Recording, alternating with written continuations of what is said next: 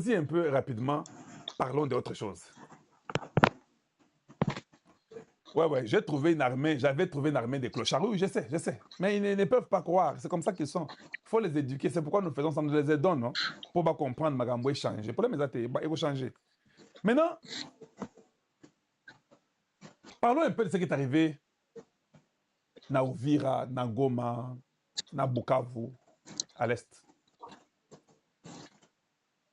Les 3 premiers jours, quand il y a eu des combats à Uvira, les États-Unis n'ont pas réagi. Le 4e jour, on réagit au Conseil de sécurité. Le 5e jour, Rubio réagit. Le 6e jour, on réagit par les sous-secrétaires d'État, Christopher Landau, et beaucoup d'autres personnes dans les médias. Je vous ai montré déjà en train de tout le monde, ils ont réagi. Il y a eu quand même un conseil. Les gens de Trump se sont réunis. Ils ont parlé de quoi? Notre une question. Vous savez de quoi ils ont parlé? Je sais, je ne vais pas vous dire. Je ne vais pas vous dire de quoi ils ont parlé. C'est quand même curieux, non?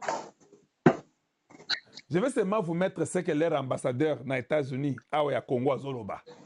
Si tu as les oreilles, ouvre les oreilles. Parce que je ne veux pas vous dire des choses pour que vous puissiez encore aller couper des petits morceaux. Dire que non, quand vous êtes au Costa, tout ce que je vous dis là, ça vous rattrape toujours, non? Je dis que la guerre est terminée, vous ne comprenez pas. Ok, observons. Je sais qu'il y a de très bonnes choses qui arrivent, ça je sais déjà. Je ne peux pas vous dire ça. Oui, ça je ne peux pas vous dire. Parce que j'ai répété hier que la guerre était terminée. Non? Vous n'avez pas compris, hein? Oui. J'ai compris qu'il faut que tous les ennemis de la République là puissent avoir un résultat. Tout Congolais aujourd'hui, sauf aux patriotes qui sont solo. Il faut que nous ayons des cibles. Parce que, imaginons que la majorité des généraux, des colonels sont corrompus. Donc, nous avons besoin des lieutenants, des capitaines, des majors qui peuvent utiliser de nouvelles tactiques. Nouvelles tactiques, si nous allons en groupe, on trahit et il y a des problèmes. Cherchez les gens qui peuvent donner les capacités de commencer aussi à vérifier la vie de tout le monde. Et vérifier la vie de tout le monde, vous pouvez vérifier ça à partir de chez vous. Vous n'avez pas besoin d'être là où ils sont. Un traître peut être dans les champs. Il croit qu'il va aller tricher là-bas. Mais vous faites des centres de commande dans les Bandundu, dans les Kasaï, dans les Congo central, dans l'Équateur, dans les Katanga, dans Kinshasa, les centres de commande. Je vous dis que vous avez la réponse à vos problèmes. Les gens de M23 vont aller se cacher dans les gens. Ils vont dire que non, si nous sommes parmi les gens, on ne va pas nous tuer. Nous allons faire exactement comme Israël. C'est ce que le Congo doit devenir. Si tu te caches parmi les gens et que les gens ne te dénoncent pas, non, que 24 heures. Chaque fois que vous voyez Nanga parmi les gens, vous avez 24 heures. Si vous ne dénoncez pas, nous vous trouvons avec lui, nous allons constater qu'après 24 heures, on n'est pas dénoncé. On fait tomber une bombe. Nous accepterons encore de perdre 50 Congolais que de perdre 1000 Congolais. Je parle en parabole. On va commencer à cibler leurs dirigeants. C'est ça. C'est une guerre facile et moins coûteuse. Comme tous les secteurs, il y a beaucoup de tricheurs, de voleurs. On peut diminuer le vol parce qu'il y a des gens qui s'enrichissent dans cette guerre. La guerre a fait de l'argent pour des généraux, pour des ministres, et les gens sont enrichis. Nous savons. Des gens qui ne sont pas patriotes, les gens de la mauvaise qualité qui puissent exister. Alors c'est simple. Il faut changer les méthodes et les stratégies. Commencer à filer tous les leaders là qui sont nos ennemis. Vous avez Makenga, il passe, qu'il soit avec 1000, qu'il soit avec 500. Il a 24 heures là où il est. Si les gens qui sont là-bas ne le dénoncent pas, lui et ces gens-là partent. Ça va sauver la République de demain. Nanga là où il est, ou Hippolyte Kanambe, ça sera ainsi. C'est une façon de changer. Israël l'a fait, États-Unis a fait ça. Et nous aussi, nous devons faire ça. C'est la seule façon que ça va nous aider à aller beaucoup plus vite et finir cette histoire ici. Pendant que d'autres troupes étrangères vont venir pour nous aider, nous assister, mettre les blocs, tu m'as nous, on commence à restructurer l'armée congolaise et à faire des choses rapidement avec des jeunes gens. Tous ces vieux-là s'en vont. On gardera peut-être 3 de ces généraux-là, Kassongo, Luboya et Edi Kapend. Voilà ce que je peux vous dire. Maintenant, moi, je crois que les États-Unis ont de faire quelque chose. Et je le sais qu'ils font quelque chose, mais je ne peux pas vous dire. Je ne peux que vous donner ce que l'ambassadeur des États-Unis au Congo a dit. C'est à cela que je peux me limiter, parce qu'il a déjà dit ça. Je sais, je savais, parce que ne vous en faites pas, je suis américain. Je sais, je connais la vie des Américains, je connais comment nous sommes toujours. C'est impossible que les États-Unis réagissent par ce que Kagame a fait. Ça n'existera pas. Attendez, vous avez un aboyé que non, les États-Unis vont réagir, ça vous savez, non? Rubio l'a dit, c'est pas que je le dis. Rubio l'a dit ouvertement que ça ne sera pas ainsi et ça ne restera pas sans réponse. Donc Rubio a déjà dit qu'il y aura une réponse. Donc, comme vous êtes là, vous et moi, je ne vous dirai pas quelle réponse, mais je vous annonce aujourd'hui qu'il y a une réponse que les États-Unis vont donner à Kagame. Maintenant, allez-y spéculer. Je suis le premier de vous dire ça encore aujourd'hui. Il y a une réponse qui arrive. Vous pouvez spéculer comme vous voulez, mais sachez ça. Mettez ça dans vos banques. Comme je vous avais annoncé le deal là, je vous annonce encore aujourd'hui, il y a une réponse qui arrive. Et une très bonne réponse qui arrive. Mais je ne peux pas seulement vous dire quoi. Donc, si Michael Waltz a dit que nous allons mettre tout ce qui est à notre pouvoir pour répondre à ces histoires ici et que nous avons des éléments supplémentaires et que nous mettrons en jeu tout notre pouvoir. C'est-à-dire que même si on trouve que les Français sont derrière, les Allemands sont derrière, les Américains vont faire tout, on trouve qu'Israël est derrière, que la Chine est derrière le Rwanda. En d'autres termes, il veut dire que nous allons tout faire, quel que soit celui qui est derrière le Rwanda, pour que nous puissions résoudre cette situation ici, bloc ici là. C'est ça que ça veut dire. Que ce soit la Chine, que ce soit la Russie, que ce soit l'Israël, que ce soit la France ou l'Allemagne ou l'Angleterre, d'ailleurs, nous allons tout faire. Parce que notre président a déjà signé. Comme nous sommes la grande puissance, nous devons être respectés. Bien aimé, c'est encore moi qui viens. Il y a une réponse qui arrive. Laquelle, je ne vous la donne pas. Quand il viendra, vous tous allez venir dire que Kalonji, tu avais dit qu'il y avait une réponse. C'est que nous avons vu là, c'est ta réponse que tu avais promis. Et je suis comme ça. Je suis un oint de l'éternel. Je ne raconte pas de bêtises. Quand j'ai vu aux Nations Unies un langage différent en train d'accuser les Rwandais et accuser son président, et qu'il a accusé les Rwandais et qu'il a dit qu'il y aura une réponse, nous ferons tout ce qui est notre pouvoir. Et puis, tout ce qu'il a dit, Michael Waltz était en train de condamner le Rwanda.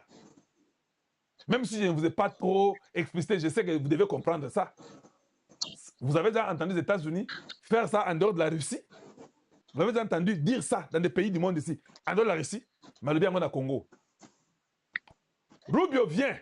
Rubio lui dit que non, nous allons faire respecter la signature de notre président. Rubio ne dit même pas que c'est la signature du président Tshisekedi, du président Kagame et du président Trump. Il dit non. Nous allons tout faire pour faire respecter la signature de notre président américain. C'est-à-dire que Rubio ne voit même pas Tshisekedi et Kagame. Il voit que son président a signé un accord de Washington qui a été violé, et violé libéralement par le Rwanda. C'est ça, il a été clair. Donc, sachez qu'il y a une réponse qui va venir. Parce que Rubio n'a pas mâché les mots. Il dit, on va faire tout pour que cette signature-là soit respectée. Le problème, c'est quoi? Quand les États-Unis voulaient faire l'accord avec le Congo, on est venu dire aux Américains que non, dans le monde développé, il y a toujours l'intégration régionale, les pays travaillent en collaboration, et c'est normal, et pour aider tout le monde dans la région, dans l'esprit des commerces, de l'économie, pour aider les pays africains qui doivent aussi émerger, tout ça. D'accord.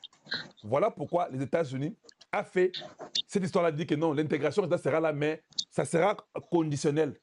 Ça sera impliqué. Nous comprenons que le Rwanda, ils étaient dans 30 ans, et il y a 30 ans, pardon, qu'ils avaient eu les génocides rwandais, où il y a 600 000 à 500 000, 500 000 qui ont été tués par la majorité des Tutsis et des Hutus, oui, tous, et les Toits sont morts. Alors pour éviter ça, essayons de mettre la paix, parce que le problème que je vous avais dit que c'était les minéraux du Congo, il n'y a pas de problème de FDLR, tout le monde sait que ce sont des astuces, ce sont des prétextes de 20 millions, on comprend. Mettons la paix, rentre chez toi, on va se rassurer que tout va bien. Les Américains causent, Donald Trump dit à ces gens à lui, mais j'ai comme l'impression que ce qu'il me dit est vrai. Pouvez-vous vérifier ce qu'il a dit là? Trump finit, on envoie les drones et les satellites directement à l'est du Congo pour aller vérifier. C'est là où ils ont eu les éléments supplémentaires que Michael Waltz a dit aux Nations Unies. Parce qu'il fallait qu'ils aillent eux-mêmes trouver. Avec la CIA qui est impliquée, je vous dis, la CIA est impliquée à un niveau très élevé aujourd'hui. Problème, il y a Rwanda dans le Congo. Si vous ne savez pas, je vous informe encore ça. Maintenant, ils se rendent compte que non. Tshisekedi et Trump, quand ils se sont vus, on a dit que c'était comme une connexion naturelle. Il n'y avait pas eu d'effort. Tshisekedi ne parle pas l'anglais. Il y avait l'interprète. Mais la façon que Trump et Tshisekedi se disaient des bonjours, on a trouvé qu'il y avait une connexion totale. Mais celui qui parle l'anglais, Kagame, qui parle le Kinyarwanda, mais il dit que c'est l'anglais, c'est Kinyarwanda. Parce que l'anglais, là, j'ai fait tout l'effort pour l'écouter. Il ne parle même pas un bon anglais. C'est étonnant de voir quelqu'un qui a évolué, des fois, je ne sais pas où, mais anglais, mon boulot m'a cassé. Fatih Beton commence à parler des mots en anglais, il y a Kitoko, il y a propre, il y a bien. Parce que Trump a écouté quelques mots que Tshisekedi doit dire. I'm fine, I'm good, how are you, sir? Thank you for welcoming us. Et ça, il a dit. Ah, good job. L'interprète dit le reste, mais c'était une connexion naturelle. Si Trump t'aime naturellement, je vous ai mis quelqu'un qui vous a dit ça, c'est pas de moi. Si Trump vous aime naturellement, ça a toujours un peu beaucoup d'avantages. Il n'a pas seulement aimé Kagame. Les esprits de nos ancêtres ont dit que non, toi n'aimes pas celui-là. Il n'a pas seulement aimé. Et Kagame a compris que non, n'est pas aux mystiques. N'est niveau à boyer. Maintenant, écoutez, je vous l'ai dit, ce n'est pas une prophétie, mais tel que je connais les Américains, il y a une réplique, il y a une réponse, il y a, comme on dit, retourner l'enveloppe à l'expéditeur. Il y a une réponse qui arrive. Et cette réponse-là, nous tous nous attendons ça. Et vous, et nous, et eux, tous nous attendons. Ça n'a pas été caché.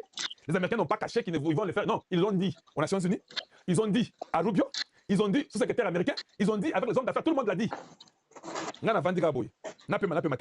Bon, ah voilà, donc c'est bon, on va voir. Suivons un peu ce que c'est l'ambassadeur, ce que l'ambassadeur des États-Unis au Congo raconte. Parce que nous voulons seulement savoir, non? Elle est là, je vous la mets. Les gens qui sont sur TikTok, je vais aussi vous aider. Vous allez les suivre, elle est là. Suivons un peu ce que la maman va dire. Et puis je reviens. Maman, le binini.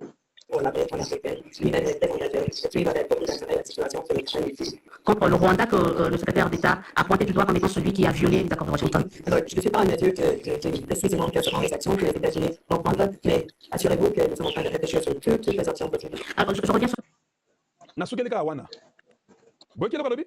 Maman, tango zolo bake. Assurez-vous qu'il y a une réponse. Voilà, Ninga. Assurez-vous. L'ambassadeur des États-Unis qui a ça. Il dit, hein, parce que nous savons même que les États-Unis vont répondre.